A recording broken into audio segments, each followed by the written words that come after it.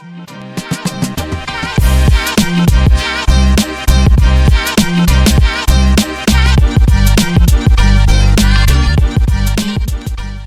welcome back to the Physique Factory podcast. And today, what are we talking about? United, I heard. That's what you guys were talking about before. Yeah, football. Steve Clark. Yeah, that's it. Gareth Southgate, Steve Clark. We come on here for a conversation about something sensible, and then we just start talking about football. So, this is now the Physique Factory football podcast. Might as well, yeah. It's better than TalkSport. Yeah. Some may call it the Football Factory. I don't know if that title's been used before somewhere. No, it's a place name. You don't know what it has. Well, that was like one of those like Green Street like films, wasn't it? Aye. Yeah, What a program that was. Everyone went through that kind of phase where you like watch those sort of films and then you start getting the tracksuits and that. You're like, I'm fucking Pete Dunham, mate. Pete Dunham. Give me the bees and honey. But yeah. So obviously Scotland are shite. England are shite, but at least they're getting through. I mean, that's something. I mean, who are you guys playing next? We've got Switzerland, so they're playing really good at the moment as well. They battered Italy, so it's going to be a tough one in the next round. They just need to step up. It's going to be interesting to see us play against the team who actually attacks us, because every team we've played, they've sat back and like got us on the break. So it's been hard for us to break them down. So when there's a bit more space, it'd be a little bit interesting to see how they get forward. Yeah, 4-1 Switzerland, I would say. Yeah, I can't say anything. It could be 4-1 Switzerland. It could be 4-1 England. You just never know. I mean, when they played Scotland, they scraped a draw against Scotland. So, I mean, when they play the big boys, it does get kind of serious. But for you guys, yeah, I mean, you're quite outnumbered here anyway, James. Like, it's always going to be Switzerland that are winning that one for me and Gav. Yeah, but look who's still in the tournament. Yeah, I mean, we just like actually let other teams go through because we're quite courteous that way. Like, we wanted to see Hungary do well, and then they got knocked out immediately in the next round, didn't they? They did get through, didn't they? They didn't get through. There was the third team to ever get knocked out on 4 points ever in the history of the Euro. Georgia got through. I thought that was mental. Yeah, Georgia. They beat Portugal 3-0 or something, didn't they? Yeah, they absolutely hammered them. Crazy, isn't it? So where are you at now? What is that? Quarterfinals, semi-finals? Quarters. We play Switzerland and then potentially Turkey or Netherlands in the semis. Honestly, you just look at the easiest fucking rounds going. Like, as soon as you get out the group, it's like, yeah, let's put England this side because that's the easiest way forward. And they still fuck it up, though. That's the funny thing. Pretty much fuck it up. Southgate is the only manager that can fuck up that type of gift. I say the amount of players we've got. I'm enjoying all the memes about him, though. Like, Gareth Southgate takes a lateral flow test before he leaves the house. There's been a few. Yeah, he deserves it. But like, I don't know if it's the same like with Gareth Southgate, because I genuinely do not watch any other football other than Celtic and sometimes Scotland. And I did watch the Scotland games this time, but like Steve Clark at Scotland, just so negative. It's just like going there to defend, and it's like you've got what do you call him, Lawrence Shankland, who's scored however many goals this season for Hearts, sitting on the bench, and we're not scoring goals. It's like, well, maybe bring the guy that scores the goals on. That might be a start, but I don't know. I'm not a manager. That's like saying we've got a guy at Rochdale who's scored like to score a lot of goals and be top scorer in the league when you're playing for Hearts is pretty fucking impressive because they're shite. So yeah, they are. I would say it's pretty fucking impressive. Scottish football in general is pretty shit, but I get the point. You've got a guy in there who's got 39 goal contributions across the season, and also playing against European teams in the Europa League. He has a 75% conversion rate for goals. For anyone that didn't know, Gav knows all the stats, by the way. He knows them all. Big guy for stats. So, like, against players that he's playing against for Hearts in the Europa League, that's the type of player he was coming up against in the Euros. Other than maybe Germany, because they've obviously got a lot better top-class players. But the likes of some of your Switzerland players, your Hungary players, they were the types of teams or players that they were playing for teams that he was scoring against. So, like, to leave him out, I found fucking incredible. Similar with, like, England and Scotland, there's very little width between both the teams. I know England obviously had Saka, but, like, where you've got, like, a left winger there in Gordon. He never took Grealish for whatever reason. But teams that sit in against England, they always try and play through them, and they struggle. Bellingham looks fucking lost. Yeah, there's no pace in that. other than that 10 seconds in that game the other night, you looked absolutely lost. There's literally no Absolutely pace lost. at all. Like Saka, people think he's faster than what he is, but he's not that fast. I feel for Saka purely because, see, when you look at the City team, right? Guardiola's pretty good at this, at rotating. Foden got rotated quite often. Yes, he played maybe like a good handful of games, top notch, scoring all these goals, but then you would rotate him again. Saka's had to sort of be the man for Arsenal throughout the full season. Arteta's had to rely on him quite a lot.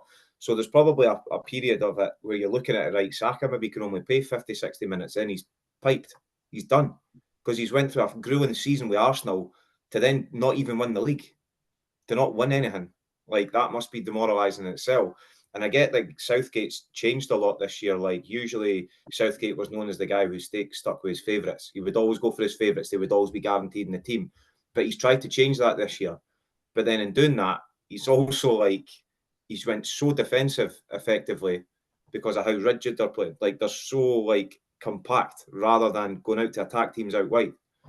They're just so far back in the pitch, just sits so deep as well.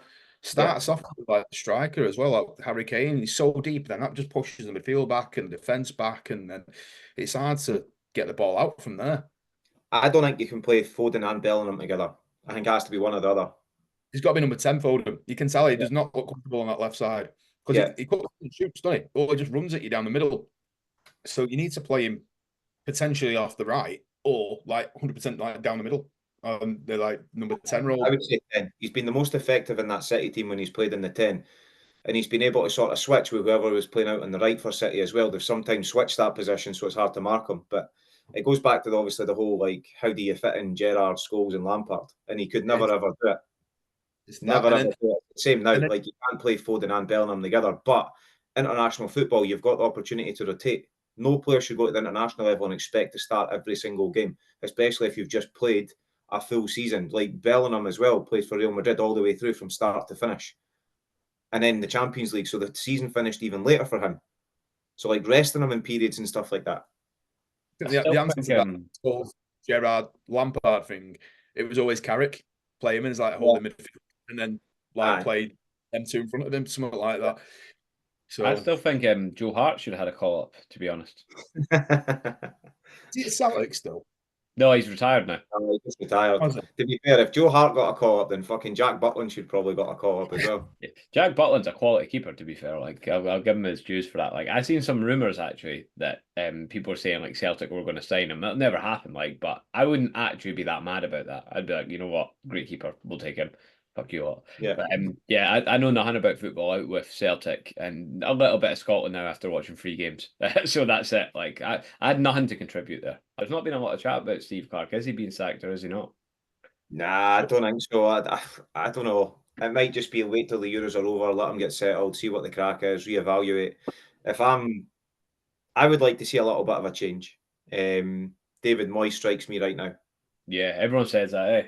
Is he not still at West Ham? Nah, Moyes just left West Ham after on the back winning a Europa Conference League as well. You know what I mean? He's won a European title, albeit obviously had a really shit stint at Man United. I don't think he was helped with all the backroom stuff that had changed in the background as well. He obviously didn't help his sell. He's maybe learned a lot from that.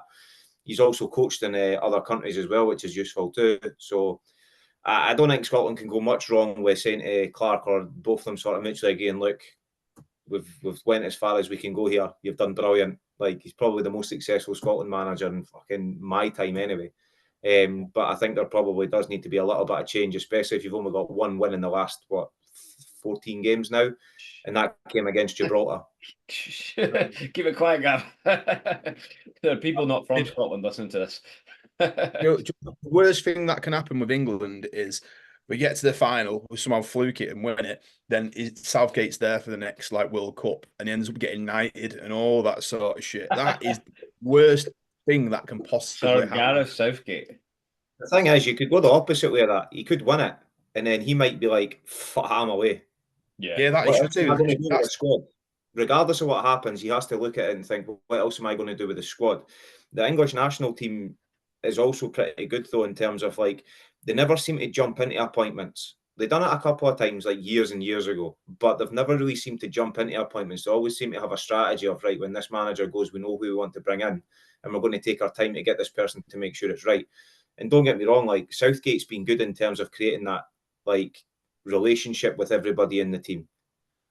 But they need somebody that's probably a bit more tactically inept. Like, see, when you look at a Guardiola and a Mourinho with that England team over the last 12, 15, 16 years, they would have won something. 100%. There would have been at least 2 Euros in there, I reckon. Yeah, I mean, there's something about them as well, isn't there? There's more. They're going to be like, this players are going to be shit scared of them. They've got more authority, haven't they? There's only like one manager who hasn't got a job who I'd like to see as England manager, Jurgen Klopp. That so fucking well. And plus, it's not a full-time job. He said he wanted to finish at Liverpool because he's like burnt out.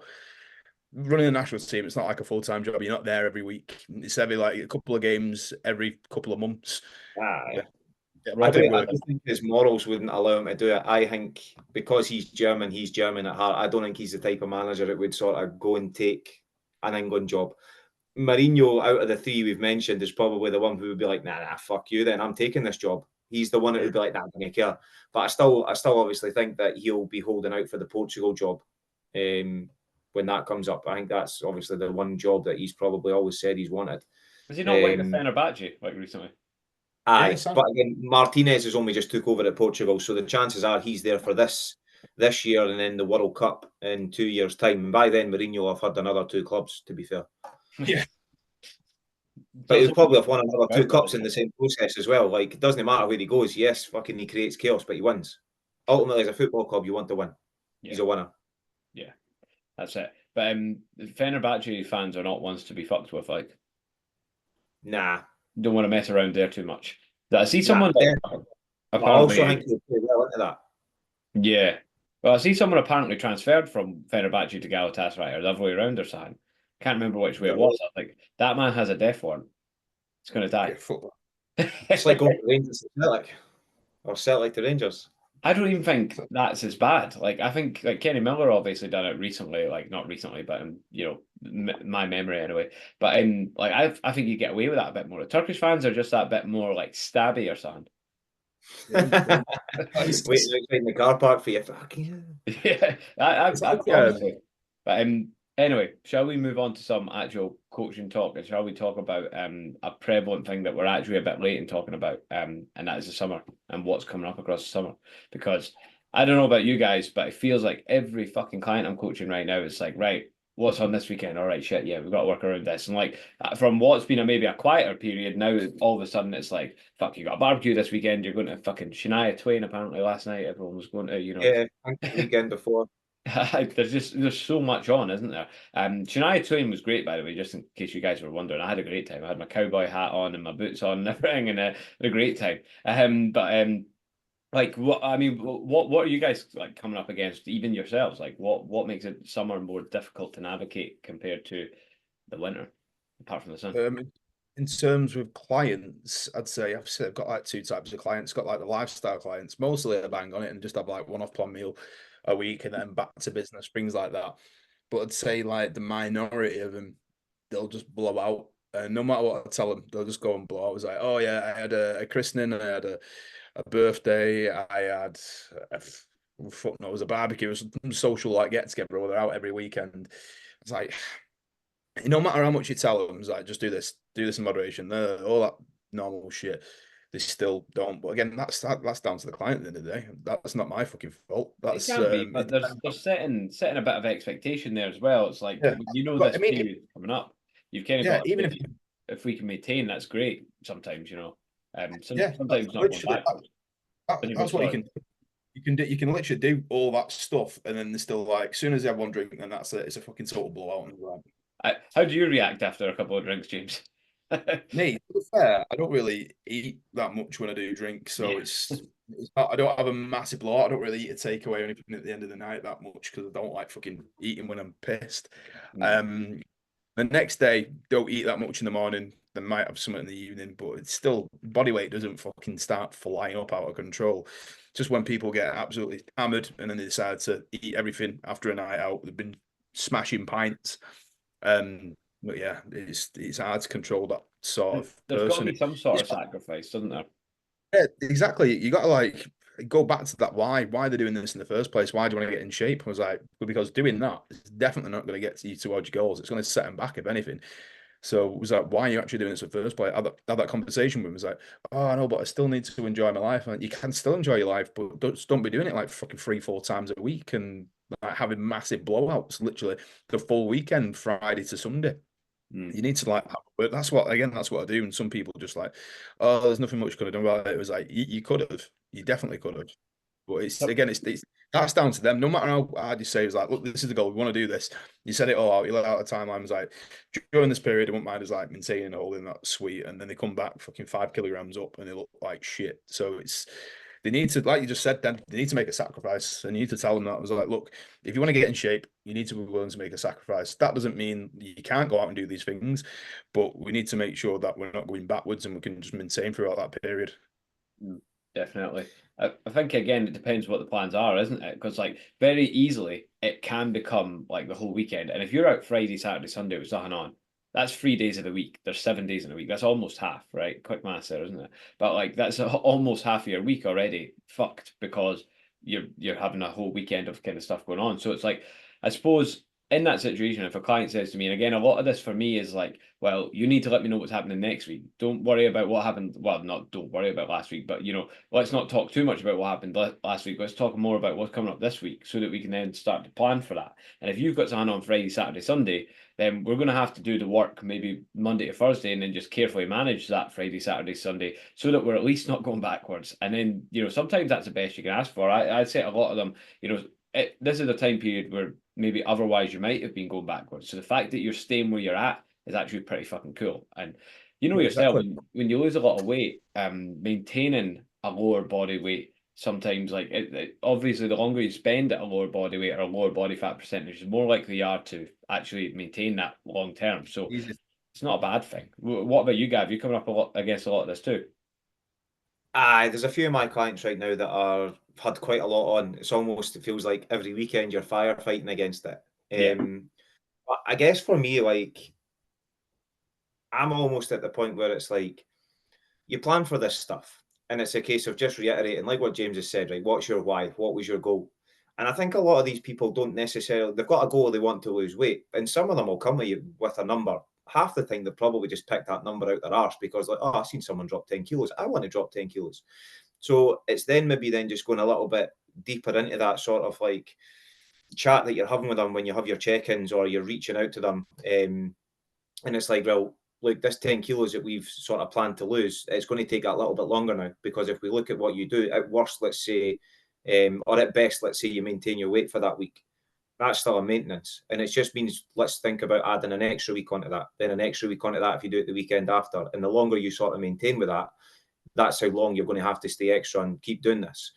I suppose the good things with these guys as well is like you'll never really have to sort of feel like you need to give them higher calorie days and stuff like that because 9 times out of 10 they're going to have it themselves anyway because they've got that much events on, and it's just trying to manage through that. And then it might even be a case of like I try and get my guys to give me like a month's worth of events, and I get that sometimes you'll get a last minute invite to something, but like a month's worth of what events you've got on, and then we can start sort of like we're going to push for 2 solid weeks because we've got nothing on for those 2 weeks.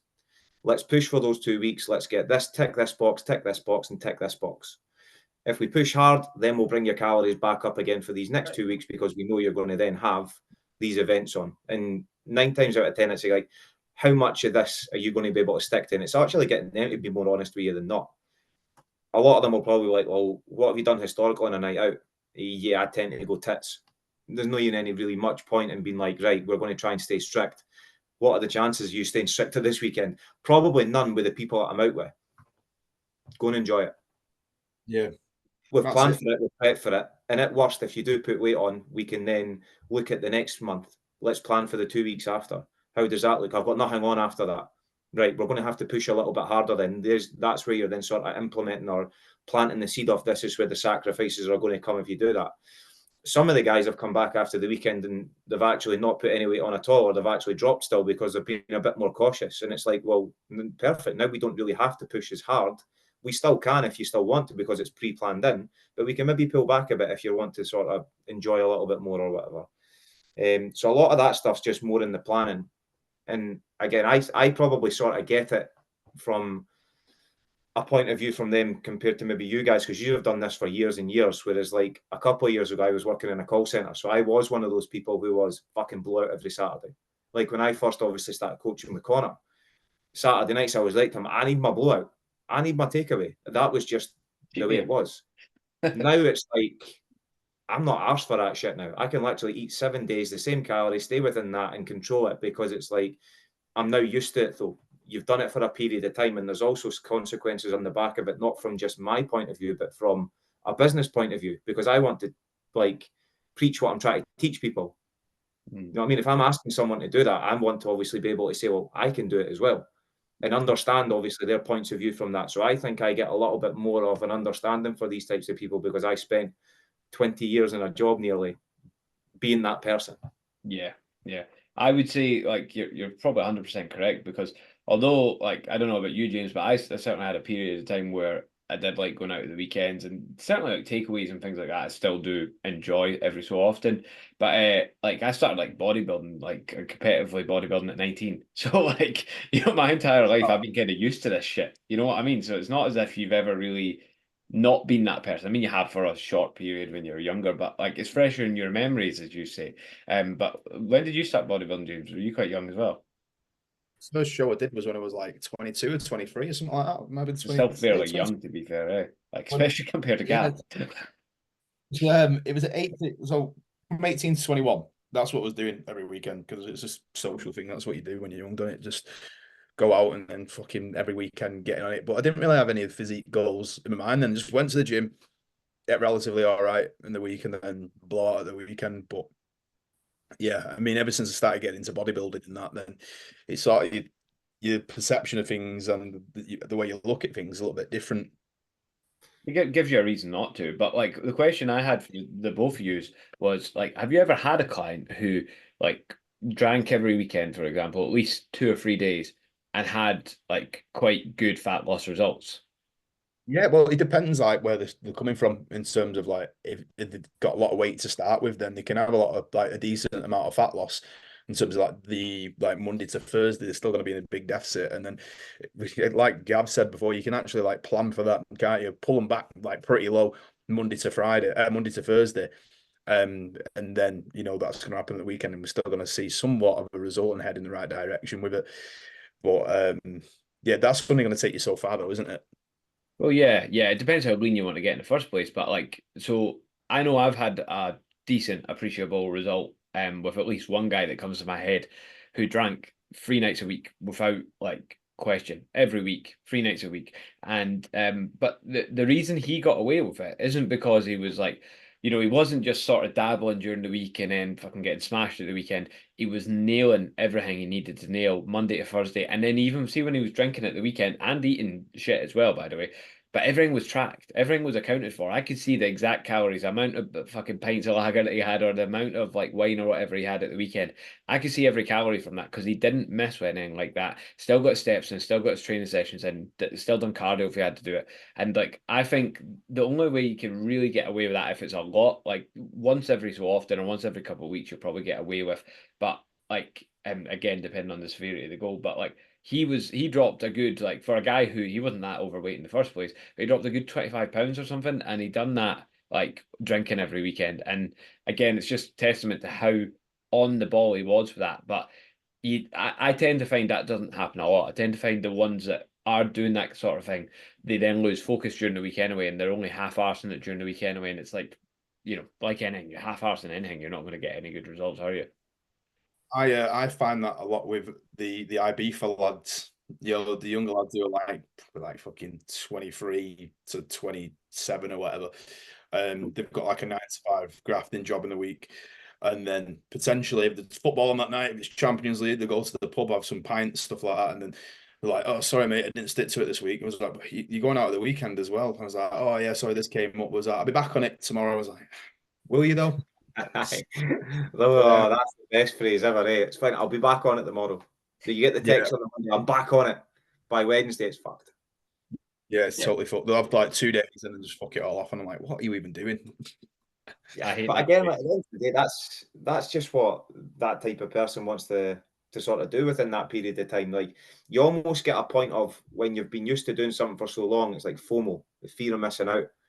And a lot of that, when you're in your 20s, is genuinely what it's like for people. You get offered to go on a night out and you're too scared to say no in case you miss out on something fucking amazing. It's not until you sort of hit, like, well, for me anyway, and I think a majority of people that I speak to, see, as soon as you hit 30, FOMO disappears. You're just like, I can't be fucked with that. Like, if you want a night out with me, I need 3 months' notice. I don't know, one of these last minute shit. No deal. You know, it's the next week that writes you off as well, because I'm writ off. I go out on a Saturday for something, and I'm totally wrote off up until Wednesday. It takes me time. I just feel like I can't be asked doing fuck all. But Feel depressed. James, I've been out with you. Like, I know why that is. Yeah, oh, yeah. Let's not mention that. I know exactly why that is. Although I will say I was the one that instigated the buckfast. But anyway, we'll leave that to the imagination. But no, you're right. It is like that fear of missing out. But then you're like, well, when you've got that client and they've come to you, they want to do something. So how do you help them over that hurdle when they're in that position of, oh shit, I've got fear of missing out? Or if I go to the pub and I have a fucking, I don't know, a light beer, my mates are going to fucking laugh at me. So how do you help that person past that point? Again, when you buy a light beer, make sure it goes in a glass. Nobody knows. Goes in a Bud Light glass, though. You also need to get to a point as well, like, if your mates genuinely care for you, and this is getting deep as well, if they genuinely care for you, they're not going to care what you're drinking. You're out with them. You're still socializing. You're still managing to go out and do stuff. Like, yeah, I but genuinely, you know what it's like, though, eh? Like, you know what lads are like? Nah, Like, oh, light beer, I do. I get it. But see, these days, like, I will order a drink to annoy someone sometimes. But that's you. You're Piss them off. with these kind of fucking things. like, why you drink that? Why you drink that? I'm like, why are you so bothered? Aye, why are you so fucking bothered? Taste it. Taste it. Oh my god, that's amazing. Right, go and fucking buy one. I had a sex on the beach when I was on holiday, and I won't lie, that's probably my favourite out of the cocktail menu. Did you try one of the drinks as well? I had that. What else did I have? I had a mojito. I really thought I was going to like mojitos, but it tasted like shit. I don't know if it's got a bad one. I don't mind mojitos. You're really nice though. They're probably the strongest drink there. Long Island iced tea. Oh my god, they're amazing. Yeah. There's like it's the rum. Can't remember what the fuck else is in it. There's like 3 different spirits in it. Aye, it's a fucking biggie. Usually, like, see when I go away on holiday with my mates, so this is what the holiday prep's for as well, Conor. Like, obviously up to October. The group that I go away with, as soon as we first fucking land, get into the hotel, first thing we do, cocktail menu, and we start from the top. And that night we'll work our way through the whole fucking cocktail menu. I've actually got to have on a protocol of like 1 cocktail this week, but every night, and then next week will be up to 2, and then we'll go 2.5, and we're just going to progressively overload the cocktails just till he gets used to it. I'm saving up my cocktails for the holiday. We'll get through the whole menu, and then the last time we were all away together, we ended up saying to the person behind the bar, like the barman, it was like we've done the whole cocktail, mate. What else have you got? And he's like, do your special. This thing must have been similar to like a Venom, because if he was picking up every fucking bottle going and do you get Venoms in England, James? What's that? Do you get Venoms in England? I've heard of them. I don't think I've ever had one. What is it? It's like, I'm sure it's like vodka, Blue Wicked. What else is in it? Is there like? It's got a bit of fucking nearly everything. It's horrendous. I'm gonna have to look. Is it Hulk? It's called a Hulk. And if it's vodka, Blue Wicked. Green. Aye, green. Yeah, it's green, isn't it? So we call it a Venom. Yours will be similar. They'll call it a Hulk. It's green, big green drink. Yeah, makes sense. That. Yeah. So what it was is they had it over in the place that I went. It was beer, so like half a pint of beer, and then they put in a shot of vodka, and then they put in the Blue Wicked as well to top it off. Mixed it round, and to be fair, it was all right. It weren't too bad. Vodka, whiskey, orange, Blue Wicked. Fuck. That sounds usually a different version. Yeah, that's different, that, isn't it? Honestly, the Venom's up there. Nope, no deal, no fucking deal. I think they're so easy to drink. I think that's the problem. Yeah, that's the problem. Yeah, they just go down so easy. But like, this is what clients are up against, though. Like, how the fuck? Like, so when you're like, right, you've got a high calorie day for Saturday night, you've got a night out. But how the fuck? Like, I've just had 10 Venoms. What the fuck? What the fuck's in 10 Venoms? You know what I mean? To be fair, you're probably going to get those calories for free, because if they're having 10 Venoms, they're spewing for 10 days. Yeah. Then there's the zombies as well. Oh, I do love a good zombie. What's in that? So it's mainly rum. So let me search it. It's strong as fuck. It is very, very strong. So zombie. You can tell what we're all trying when you come up in August, eh? I mean, so Is that when that is? I meant to got, ask you guys before we started recording. When is Justin Timberlake? Before we started recording. Oh, have I cut out there? A little bit.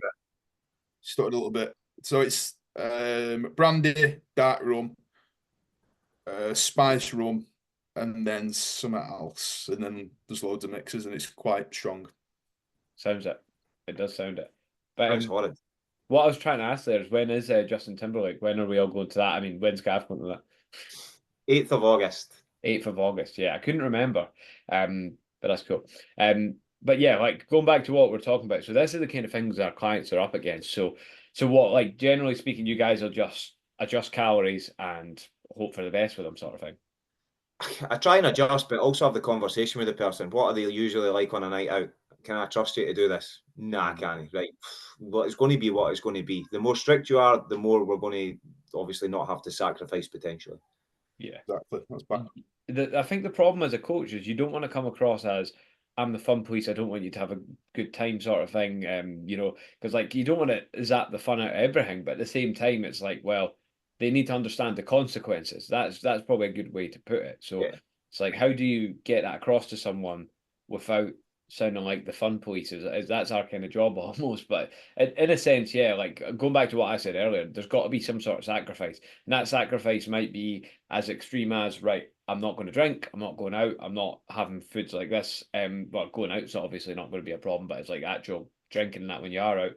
Or they could be as little as I'm not going to have a pint of beer, I'm going to have a bottle because that's less calories. You know, it could be as simple as that. So, and anywhere in between. But you've got to do something. Whereas if you just like, if you don't change your habits, I mean, that's the reason you're where you are in the first place. So if you don't change them to some degree, you're just going to stay the same, aren't you? Aye, definitely. Another thing that I've been doing with some of my guys as well is like the type of night out you're going on, like what is the occasion?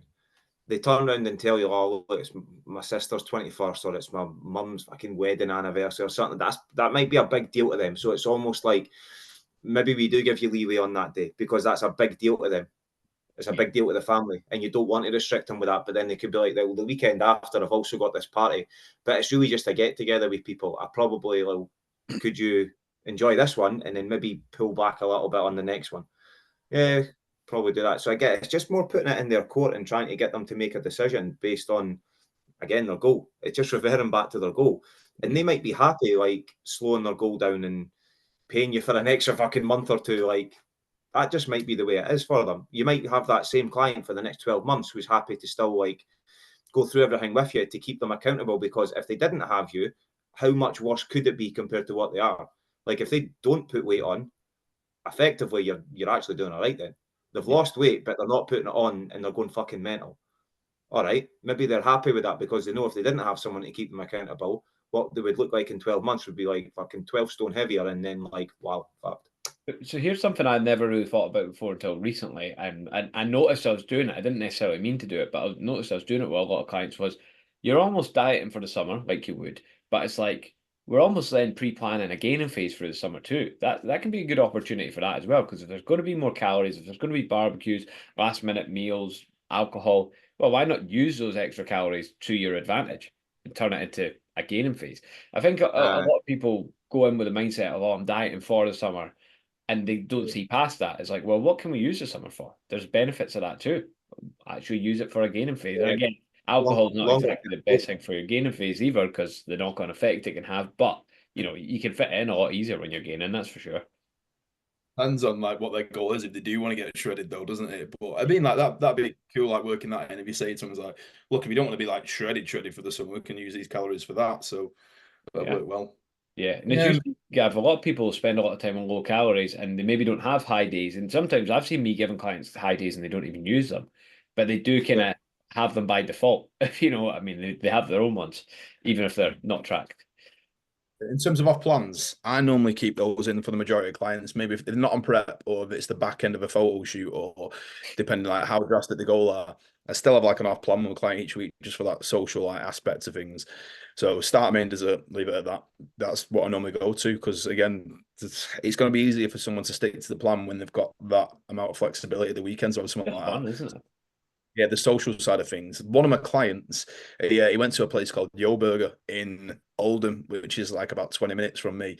And oh my God, it looked ridiculous. He did go over the top, but somehow he's like half a kg down already this week. So his check-in's on Friday. So we'll see where he's at. But let me share my screen if I can. I'll show it here because it looks ridiculous. Sometimes off-plan meals help people.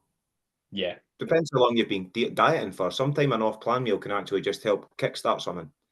Yeah. I think just having something to look forward to as well. Because again, take us free, right? You give us a calorie deficit, you give us the same calories every single day. We're not arsed, right? But like someone who's never done this before, and you're like, what? I've just got to eat the same every day. Like having that one-off plan meal to look forward to, that can be enough to get them through the week. It's like, right, I'm struggling tonight, but actually tomorrow I can have this off-plan meal. So if I just get through tonight, I can go to Yo Burger. Yeah, it looks crazy. This done it. So let me Yeah, it click looks amazing. this. Like a big box full of stuff. Holy shit. Big That's munchie what box. absolutely insane. The worst thing is that'll be for sharing with somebody. There ain't no way I'm buying that and sharing it with anyone. Ah, yeah, my client nailed it all. Love that. You bet Oh, that Look at at it, but that. Look at that. That's that is silly, that isn't it? that's porn. It is. You know that guy we were talking about earlier with the pictures? Like that's my response to this. I don't know if I'll keep that bit in the podcast. I don't know if that was like maybe a wee bit too out there. I might actually for the first time, 50 odd episodes in, I might actually edit a bit out of this one for a change. But anyway, we'll see. But what was I going to say there? So what was I going to say? I had something. Ah, fuck. I definitely had something there and I lost it. It'll come back to me. Someone else say something else. Is that about burgers? Was that? I have no. Is that about burgers and chips? What was I talking about before that? The one-off pan meal a week. I've genuinely lost it. There was something really good on my mind there. It was going to be really good. I promise. When it comes back, it'll be really good. Fuck. You were saying like us, we can manage that same calories every day. Right. Here's something, right? So when we're talking about all this food stuff and we're talking about alcohol, right? And we're like, oh yeah, we'll nail that at the weekend. We'll do this at the weekend. Another thing that's not really talked about enough is we tend to be able to, like, when I say we, like people who are really into training and fitness and that tend to eat more calories than your normal client, right? Who hasn't done this before. And that's something else that I think is worth talking about because like clients come in, they're maybe eating, I don't know, 1900 calories a day to begin with. And like your choices there is, right, we put you into a calorie deficit, we drop you down 1400 calories or whatever. And that might be all right for them if they're like a small woman or something. But if you're a guy and you're only eating 1900 calories a day anyway, like dropping down to 1400 is not a lot. So, like, we tend to be able to get away with more stuff because we eat more calories and we basically burn more fucking calories because I suppose we've yes, we've got more muscle, but we've almost like trained ourselves to get here, like that metabolic adaptation thing where you're like you've spent time on higher calories and like by doing so your body almost like if you kind of edge your calories up, as you guys know, like you tend to be able to maintain at slightly higher calories. So it's like for a client that's listening to this and thinking, fuck, I'd love to have this off plan at the weekend or get away with doing this, get away with doing that.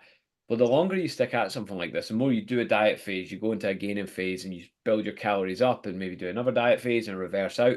The more you do it and the longer you do it and the more muscle you gain and the more you kind of almost train your metabolism. Is that a shitty way of saying it? But like the more you do it, you can burn more calories or just like almost like get to that stage where actually rather than 1900 being maintenance for you, all of a sudden 2500 is. And when 2500 is maintenance for you, it's easier to get away with stuff than it is when you're only on 1900 calories. So like that was what I was thinking about saying. So the longer you do this stuff with good coaching, you can actually get to yourself to a stage where it's like, I've got a great physique. I've got to where I want to get to. I've properly reversed out. I've got my calories up to a decent stage. I'm maintaining at a decent stage. And now, actually, with these extra calories, I can still maybe eat slightly less during the week, but I've got so much to play with the weekend that I can get away with a couple of off-plan meals. And that's the goal for a lot of clients in my eyes, anyway. That's it. Still eating what they want to within reason, and then having that physique.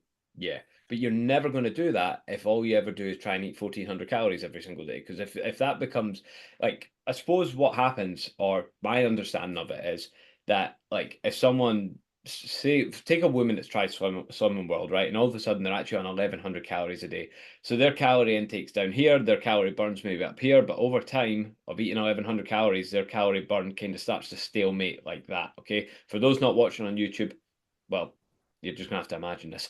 Calories in and calories out become the same over time, right? So eventually they're at the shitty position where they're eating like 1,100 calories, and that's their maintenance. Like, so you're never gonna lose weight at that. You're gonna feel terrible. Your hormones are gonna be all out of whack. And how do you get out of that position? Well, the only way you get out of that position is actually by bringing your calories up. And if you do that gradually, the amount of calories you burn should kind of gradually come up with that, and then you can almost find the ceiling of that again, push up, push up, push up. And then once you're up here, and say you're maintaining on 2,000 calories a day, you can drop to 1,500 and you've got a 500 calorie deficit. And there you go. Fat loss begins to happen, eating more calories. So I don't know. I see that, like, again, I'm not sure of the deep science on it. I'm not perfect with biology and nutrition. So someone might cut this out and call me out on fucking Instagram or whatever. But I see that happening. I see it happen with clients. Do you guys see the same? Yeah, definitely. Obviously, like the more food we're going to eat, the more energy we're going to have. We're going to move a bit more. But without even think of it, that meat stuff that Yeah. we like to talk. So even the stuff that when we are burning calories, just moving around a little bit more. And when we do drop them, get into a big deficit for a long period, then what we don't notice is we're actually trying to reserve energy by not moving as much, even though we're not thinking about it. So we might start leaning on things, not moving as much. If you're not tracking your steps, you'll see those decrease as well. We're not actually really trying to like push for those steps if it's a target. Yeah, it's those things. So it's making sure we're tracking everything. It's definitely in terms of output and steps. Mm.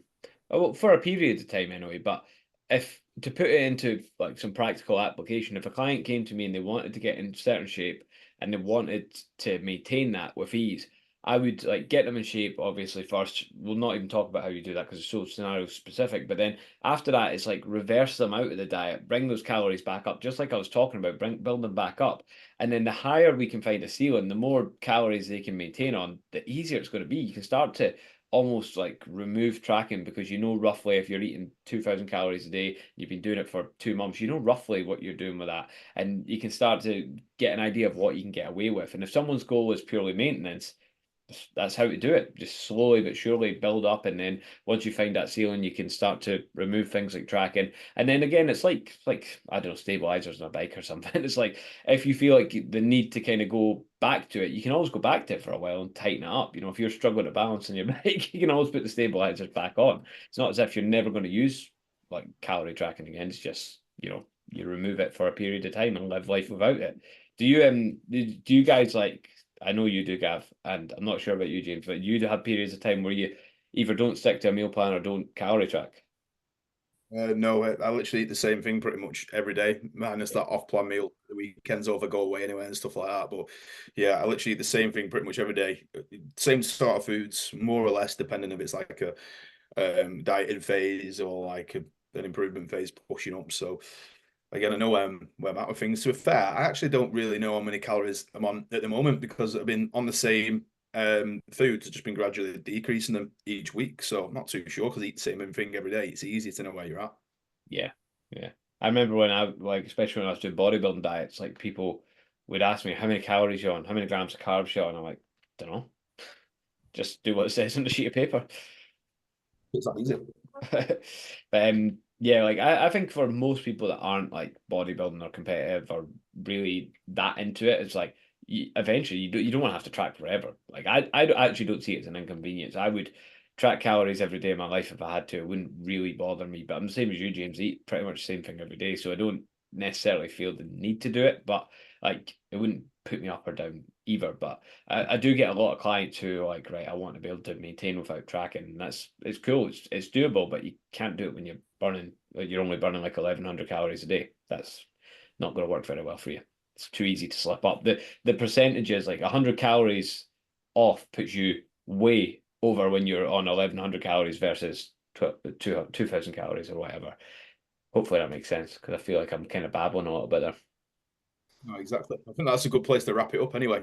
Yeah, to be continued. There's so much more of the summer to kind of like summer stuff to kind of talk about. Me and Gav even talked about it one day, and we're like, you've even got like clients have got kids on school holidays and shit like that. There's so much, like, you know, how do you get your training in that situation? There's just so much to it. But yeah, I think Gav said one thing that we quoted was most of this stuff is literally just planning. Gavin Sorley, the 10th of June 2024. It's fucking true, man. Honestly, if you just sit down and plan it out. Fuck, I'm going out for the day. Brilliant. What restaurants are nearby? If you're going out for food, can you look at the menu already? Yes, I can. Perfect. Go pick out 2 different meals just in case one of them's not there anymore. Yeah, can't have that. I'm only on 1,100. Oh, you're having fucking glass of water then. Watch everyone else eat their fish and chips. Sprite Zero, please.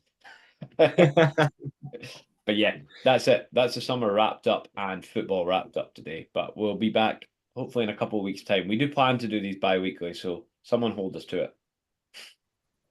I'm on to Switzerland.